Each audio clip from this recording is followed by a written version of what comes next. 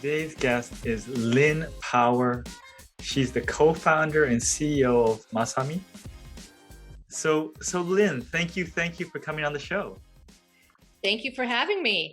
I was excited to get your email because we had, connected previously, and yeah, I've enjoyed that.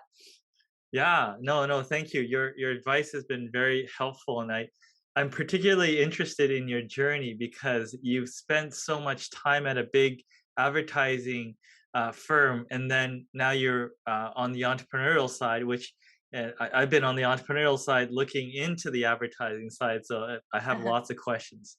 Oh yes, I will try to unveil it's a little bit like Wizard of Oz, right? Where you pull the curtain back and then you Sure, see sure. there's So, actually so nothing there. as you pull the curtain back, for the average sort of small business, maybe even the medium-sized business looking into the ad space, what are some misunderstandings that sort of that people that are not in the ad space would have of a larger agency? Well, I think people, well, a couple things, because I can talk about it both from a startup brain and a corporate brain, because I've worked with all kinds of clients now, and I am probably my own worst client because I know way too much. Do you know what I'm saying? But I would say people have this impression that digital advertising is really easy and fast and quick, and there are parts of it that operate that way for sure, and yes, you can get an ad up on Facebook within 10 minutes, but it doesn't make it good. It doesn't make it on brand. And there's a lot of analytics that go around digital advertising that you need to understand in order to make it effective. So that's probably the first thing. Is I used to get a lot of clients at when I was at J. Walter Thompson, wanting to just do sort of like they didn't really understand what was involved with digital advertising, put it that way. And so they'd be like, "Oh, can't you just throw some stuff up?" And yeah, you can, but again, it's how good do you want it to be? So that's probably the first thing. The second thing I would say is just related to the brand, because a lot of entrepreneurs that I know, and maybe you can relate to this, not you yourself, but in you being in the entrepreneurial ecosystem, a lot of them get really enamored with their products. Like they love the product they're building. They just think it's awesome. And okay, that's great. You need to be passionate about what you're making, but they don't think about the brand. And there is a difference. You need to think about your brand values, your brand story, how transparent you want to be, a lot of elements that go into actually the stickiness of the brand. And uh relating that back to the big agency world, that is what agencies are good at. So sometimes I guess the misconception is that, oh, who cares? Creative's easy. Anyone can make good creative. But to make it a, to be on brand and tell the story you want to tell and then have it all hang together in a way that's additive is not so easy, because if you don't do that, then you'll end up with a dog's breakfast a lot of times. And I was working with startup founders where that was the case, where they had just been putting things out that they liked, that was interesting, but it almost felt more like a personal, your social media was more like somebody's personal account as opposed to like the brand or the business. Like it lacked a point of view, if you know what I'm saying. Yeah, for sure. Now, what are the fundamentals of getting that right? Well, okay, the first thing is you have to actually have brand values. And it's easy and hard at the same time, because coming up with four or five values is not rocket science, but to come up with four or five values that are absolutely totally true to who you are and to what you want to build, and then values that really should not be changing over time, that's not that easy. You really have to think through what it is you want to stand for and put that stake in the ground. But then I guarantee once you do it, you'll be so happy, because those values really inform so much of what you end up doing. They inform the product, as I mentioned before. You might love your product, but it could be the next generation of the product. It could be your innovation pipeline. They inform who you hire. what kind of culture you want to create for your company, just so many different elements that start to come through in what you're creating. So that to me is always the good starting point. And like I said, it's not that hard to do if you sit down and force yourself to do it, but it does take some discipline, and it does take some sort of introspection, if you will. Yeah, for sure. Now, you went from being the head, the CEO of a sort of very recognized, iconic agency, and now you've launched a hair care product brand. Walk me through the why and what happened there. Yeah, okay. So I spent 30 years in advertising, which is a long time. And I will say I loved 98% of it, right? Like, I really did. Like, it was a really good career. And it's a great career for people who want to use sort of left brain and right brain, right? Like, because you really can think about creativity as a business tool. And that's kind of cool when you think about that, because yeah, you can flex your creative muscle, but also be very business minded. And that's really what I really, really enjoyed. But what I found happened is the more senior I got in my career, and then to your point, I was running, as CEO of a very large agency. The job becomes way less fun, because you're dealing with bureaucratic stuff. We had a big public lawsuit that I was unfortunately having to sort of oversee the outcome of that. There were just HR issues. There were financial meetings constantly, and that is for me like kind of torturous. It's like necessary evil. I mean, some people love that, and I don't wanna imply that if you're an accountant and you love your job, that that's not awesome. That is awesome. But for me, being somebody who really loved to build brands, I had gotten really far away from that. I was pretty far removed from my passion.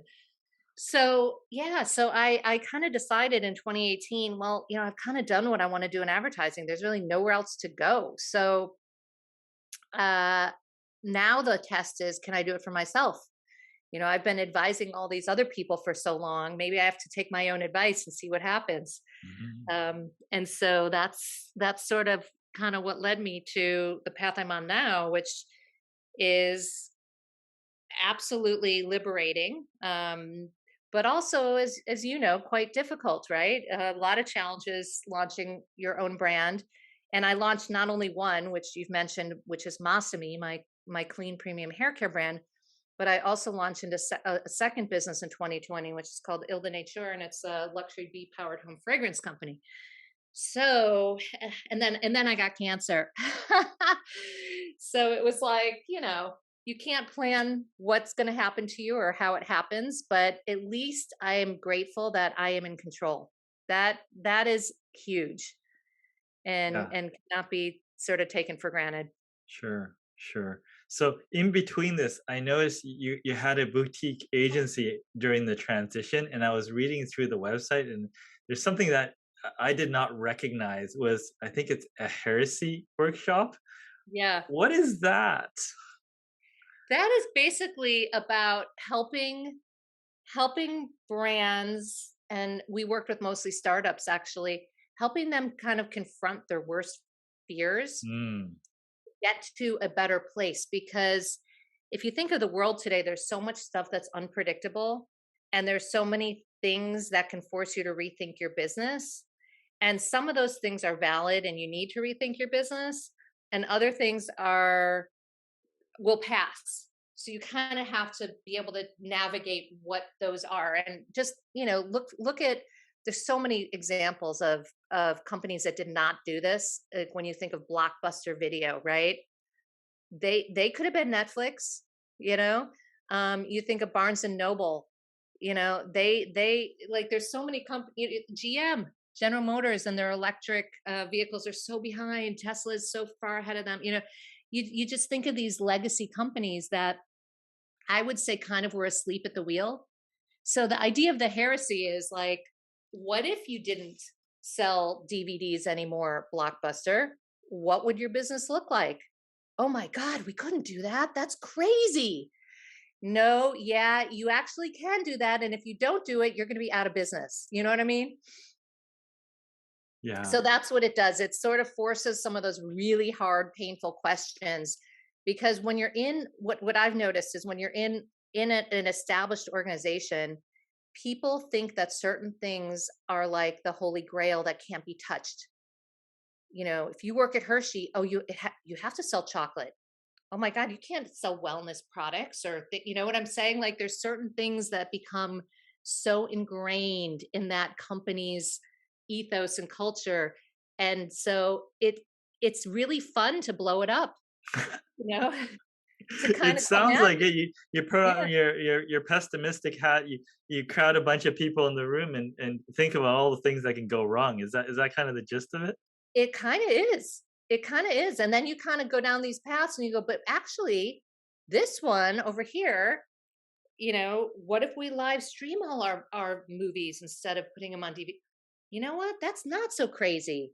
Maybe that's something we should do. You know, that's where it leads to these breakthrough ideas for Mm. companies to see where the real pivots should happen. And like I said, what things should just be kind of like ignored, I guess, or acknowledged and moved on, maybe. Yeah, for sure. Now I was looking at some of the um, ideas around the product launches you're doing, and they've been described as developing a zero budget marketing plan and executing. Walk me through that. Well, that's what I've been doing for the last 2 years. It's like when you're bootstrapped, you know, you have to be super scrappy. And it's tricky because, you know, there are tools out there. We'll use social media as an example that, yes, okay, technically social media is free. But if you really want to get traction and get momentum, you know, you kind of need to do some paid advertising. So it's not, you know, it's not like it's 100%, you know, just create content and people will come. You do have to give it a little push. So the idea of zero based marketing is really the core of self funding your business. You know, figuring out your business priorities, and when you get that dollar from a sale, where's it going to go? How are you going to split it up? You know, a nickel goes to Facebook. Actually, I don't like Facebook, so but we do it. But maybe 2 cents goes to Facebook, and then you know we're going to throw a little bit to Pinterest. We're going to throw a little bit to you know, some retail partners. We're going to do some samples. You know what I mean? You figure all that out, but it really is coming from the perspective of not over investing what you don't have. Yeah, and I guess learning from that and then optimizing against that. The next round you have a dollar. The next, yeah, exactly. Like hopefully then you just, you know, as you grow, it's a bit more of a, you know, slow, steady type of approach than, you know, going to a VC and getting a few $1 million and jump starting your business. But for a lot of reasons, many of us, and myself being one of them, decides not to go and get outside investment money. You know, like we kind of decided we're okay with the slow and steady approach. And there are lots of tools. I mentioned social media, but like even podcasts, which we're doing right now, I've been on probably 100 over the past year because they're great ways to get your brand story out there. And for small businesses, if you can offer value in sharing your journey, your marketing tips, whatever, um, then there's no reason you can't be out there doing it too. Yeah, and of course, you have the background, but was there an active push towards getting on shows, or more organic?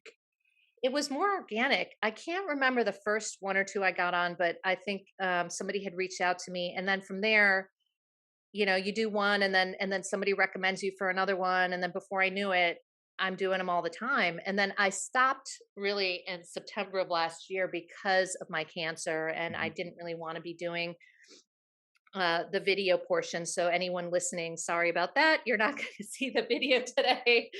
But trust me, I'm saving you from seeing, you know, a bald hair care founder, which the irony is not lost on me for that.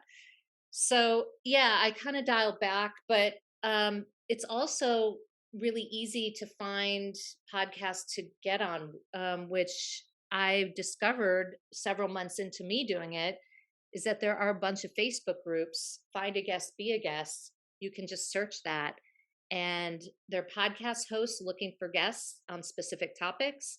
And a lot of times it's guests posting what they can talk about, looking for podcasts to appear on. And it's a great way for anyone who's not sure how to start or what to do. That's where you start. It takes like less than 5 minutes to pitch yourself. And the hit rate has been outstanding. Like I don't do a ton of those, but it's really it's I found some really good podcasts that way. And also just some of these podcast hosts are people that I've connected with. Even okay, you're a good example, more than once, right? Where we'll do something together and that leads to a blog or it leads to something else, and before you know it, yeah, you kind of count that person in your circle of friends, so which is Yeah, fun. totally. Now, you've done the whole range, so I thought of something that would be fun. So, picture you were launching your company, and for whatever reason, you raised $1 million, and what would you have done differently with your launch if you had a bit more resources? Yeah, that's a really good question. I would have probably put a little bit more into marketing for sure. I would have put a little bit more into some distribution sales help.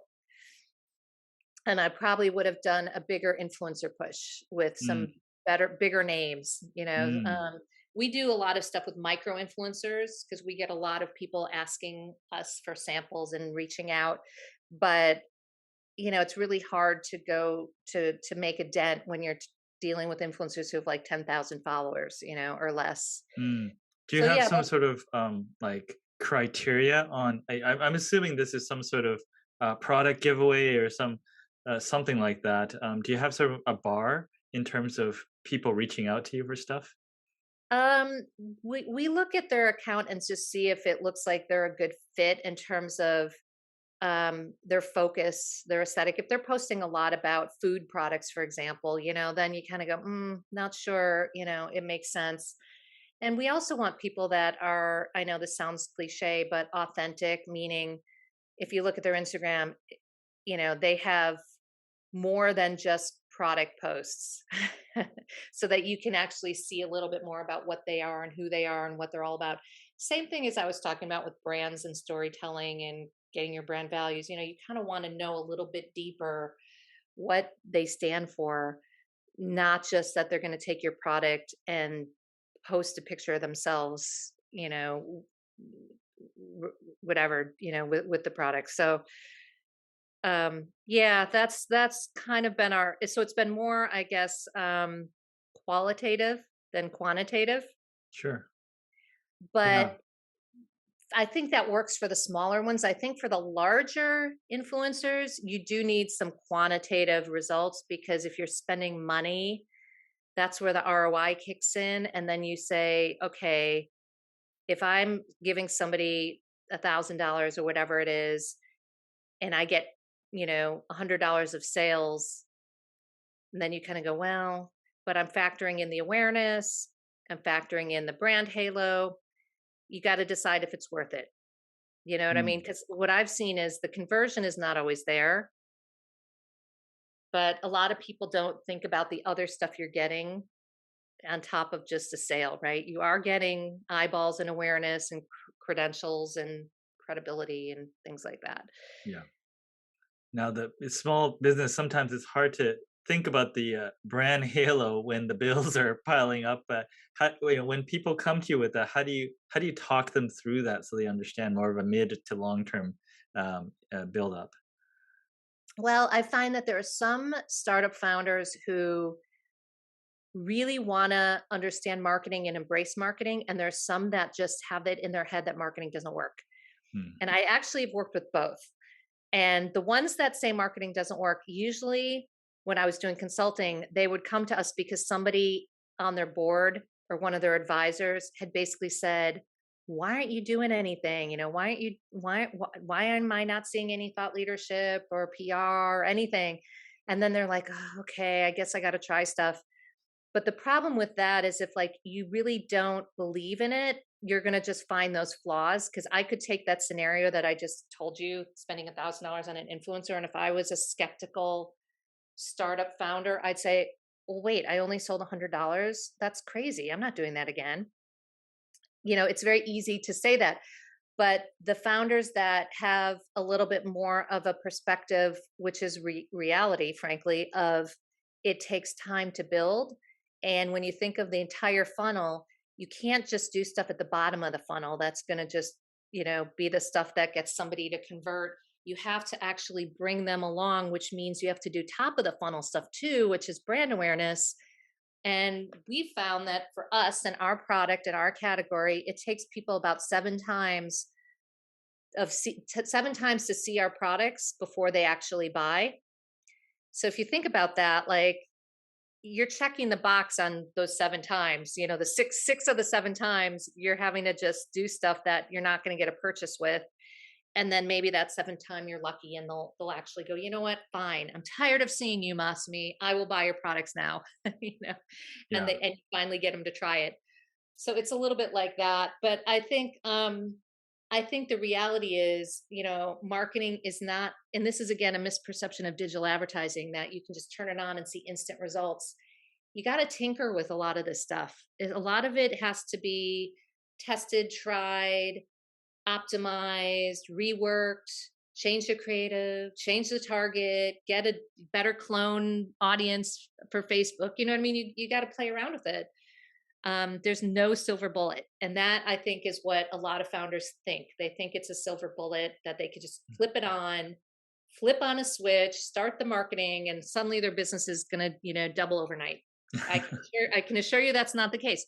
But I can also assure you that the marketing does help for your overall brand health, and it does help for your, like I said, your holistic funnel, thinking through your customer journey and how you want people to relate and engage with your brand. Yeah. So just taking that one step further. So if you go from 7 figures and you add an extra zero and you go to 8 figures on the budget, are there any tactic strategies or channels that would change in your approach? Well, I think we would be doing a lot more video for sure. And I think video is critical.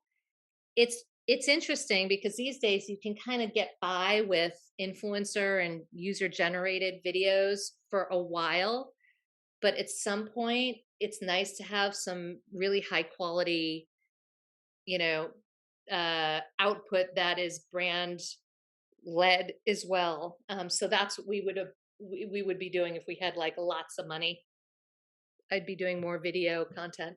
Yeah, for sure. Now, you touched on this with core values and influencers.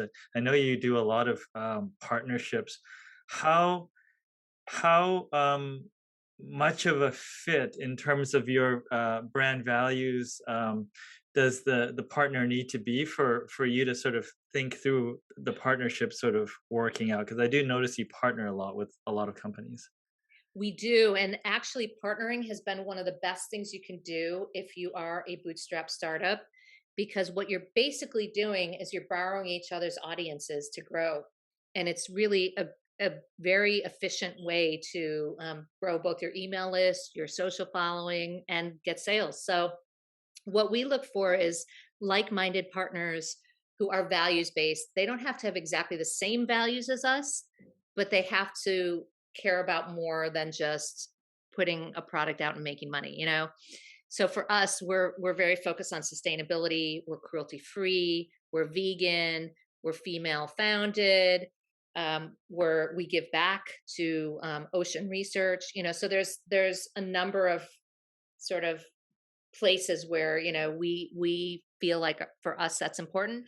So when we're partnering with other brands, if they're in the beauty space, we want brands that are clean. We're clean, we don't have any toxic ingredients. So we don't want to have a brand that has sulfates in there, for example. um, um, but and then it's just about sort of the spirit of the founder, and like when we do a partnership, we put a lot into it. We do a lot of sharing out, are they the same? Do they have the same mindset? Are they also willing to do that? Because we've had some partnerships where they just haven't. They've dropped the ball. They didn't fill their end of the bargain, and then we don't want to work with them again. So they go on our big red X list, right? Where we're like, we're not going to work with them again. But the ones that are great, we'll double down. We'll do more stuff together. And and those partnerships go well beyond the communications, because what we end up doing is we end up sharing a lot of marketing tips and advice with each other. I'll introduce brands and partners to channels that I'm on. We've gotten a bunch of brands onto live streaming channels because we've been kind of early adopters of live streaming. We're on like 5 different channels.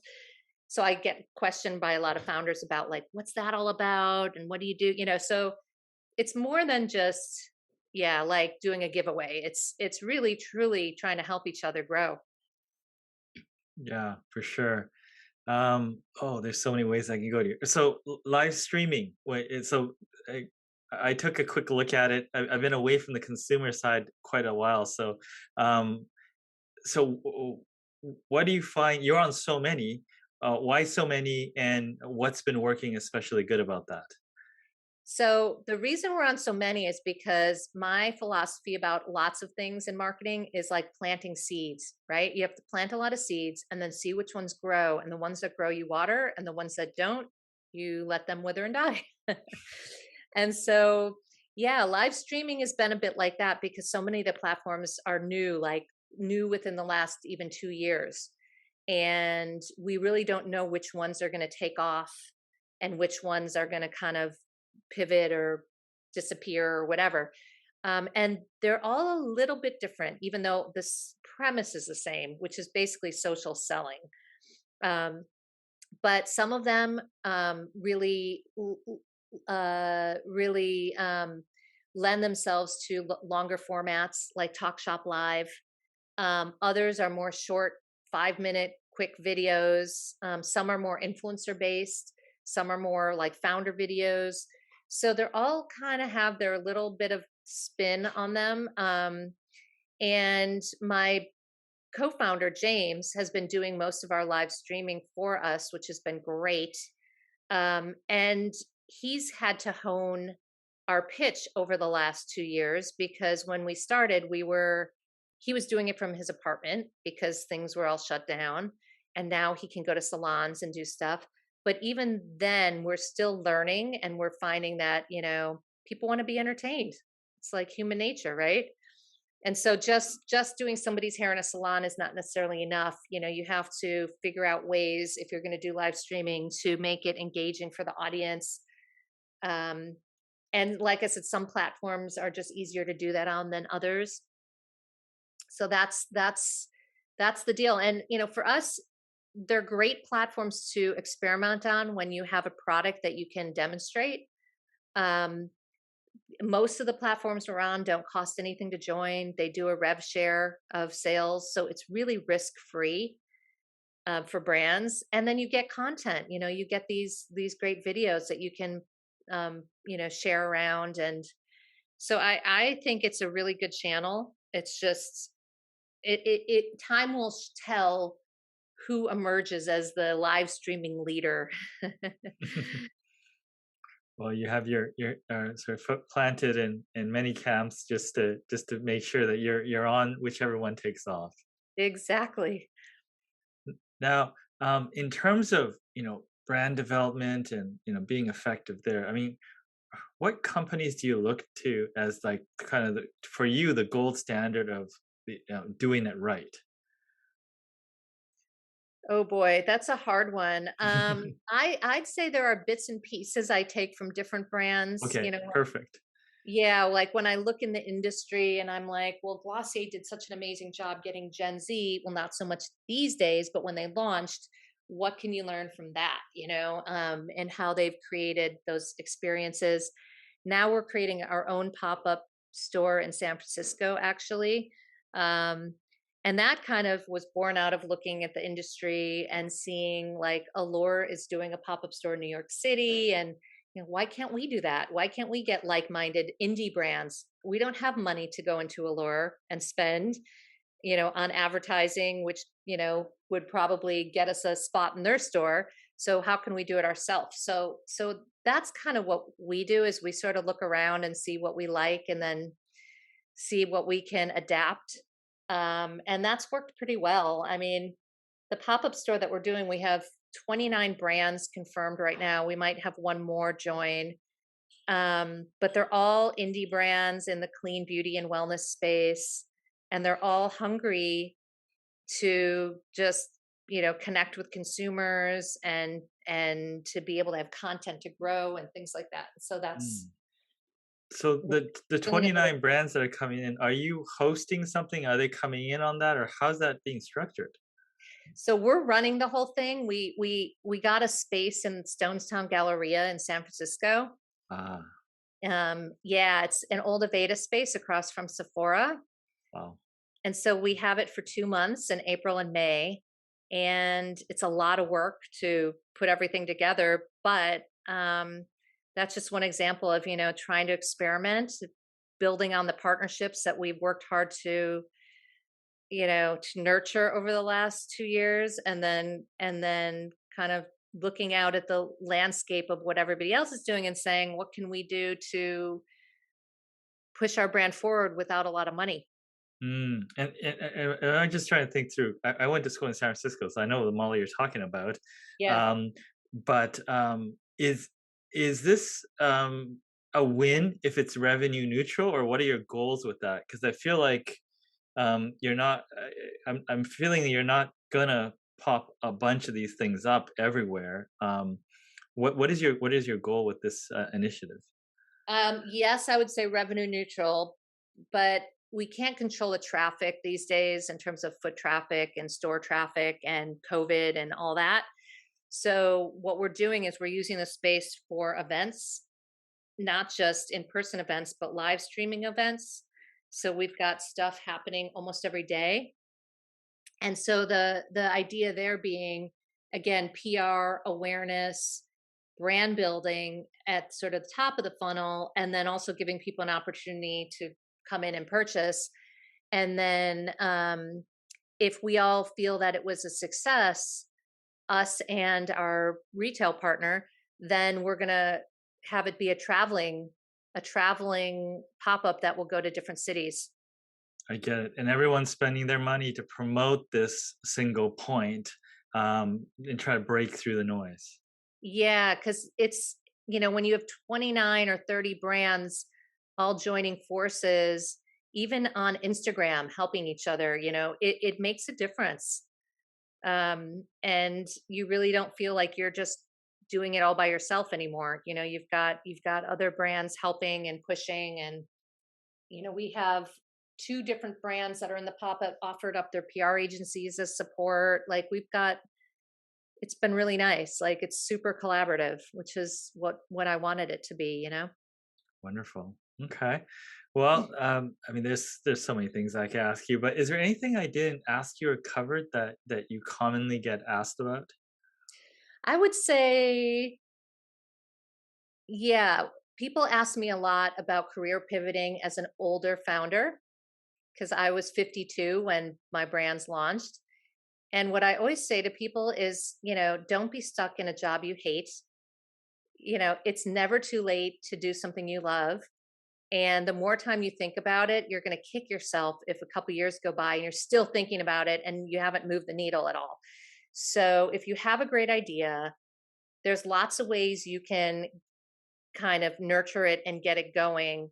Um, and you don't have to quit your job necessarily to do it. You can network like crazy. You can validate the idea. You can do some of these brand pillars and brand values and get all that stuff sorted. And then you can quit, assuming everything lines up and you feel good about what you're doing. But I guess the reason I'm bringing that up is because I know a lot of people who are pretty miserable in their current situations, and I kind of feel like I get the complacency piece, but it doesn't have to be that way. There's so many interesting opportunities now, especially now that virtual has become more of a thing. It's not there, that's not an exception anymore. You really don't have to put up with a, a bad job. Well, to sum it up then, confront your fears. There's no time like today. That is an excellent summary. Thank you. Well, Lynn, thank you so much for sharing. I love your story, and I look forward to following along as you progress. Thank you so much. Thanks for having me.